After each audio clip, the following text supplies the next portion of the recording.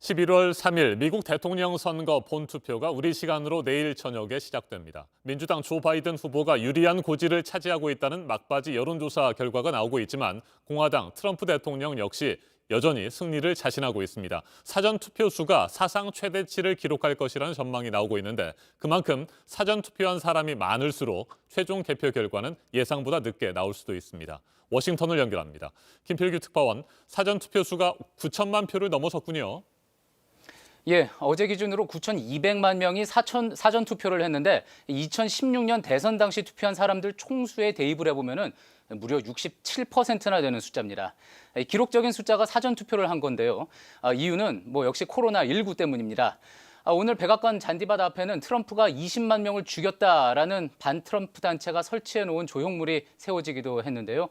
분명히 이번 선거는 코로나19가 가장 큰 변수 중에 하나가 됐고요.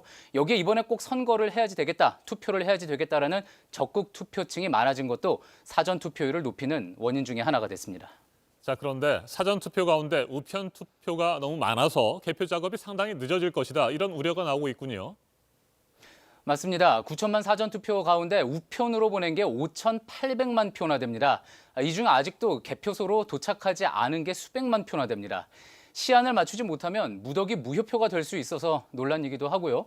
또 이 우편 투표가 너무 많아서 사나흘 또 몇 주 뒤까지 개표가 늦어질 수 있다는 이야기가 나오는 점도 논란입니다.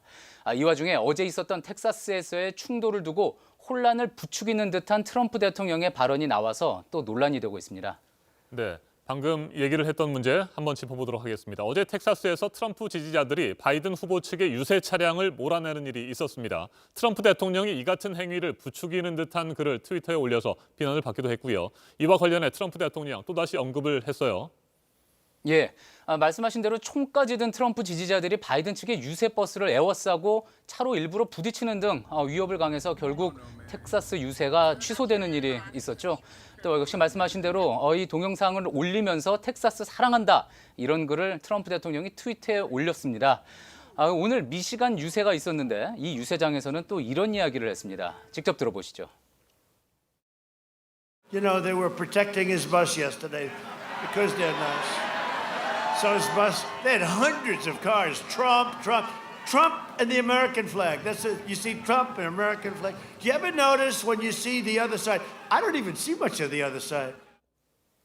네, 우리 시간으로 따지면 내일 저녁부터 본투표가 시작됩니다. 정말 얼마 남지 않았는데 현재 판세는 어떻습니까? 예, 미국 선거에서는 전체 득표율이 얼마가 되느냐보다는 경합주를 누가 가져가느냐가 중요하죠. 지금 경합주 6개 중에 북부 러스트벨트의 3개 주는 바이든 후보가 앞서고 있고요. 또 남쪽의 3개 주는 오차 범위 안에서 엎치락 뒤치락 경합을 벌이고 있습니다. 오늘 트럼프 대통령은 그래서 미시간 등 북쪽을 찾아서 유세를 했고요. 바이든 후보는 펜실베이니아를 찾아서 굳히기에 나섰습니다. 영국 주간지 이코노미스트가 트럼프의 당선 확률에 대해서 예측을 했는데 4%, 그 반면에 바이든 후보의 당선 확률을 96%로 봤습니다. 그러니까 바이든 후보가 경합주 6곳을 모두 가져갈 거라고 본 겁니다. 네, 그런데 지난 2016년 대선 때도 대부분의 여론조사 결과가 틀리지 않았습니까? 이번에도 트럼프 대통령의 승리를 조심스럽게 전망하는 여론조사 기관들도 있죠. 그렇습니다. 트라팔가 그룹이라는 곳이 지난 대선에 이어서 이번에도 트럼프의 승리를 점쳤는데요. 어떤 근거에서 그렇게 이야기를 했는지 인터뷰를 했습니다. 직접 들어보시죠.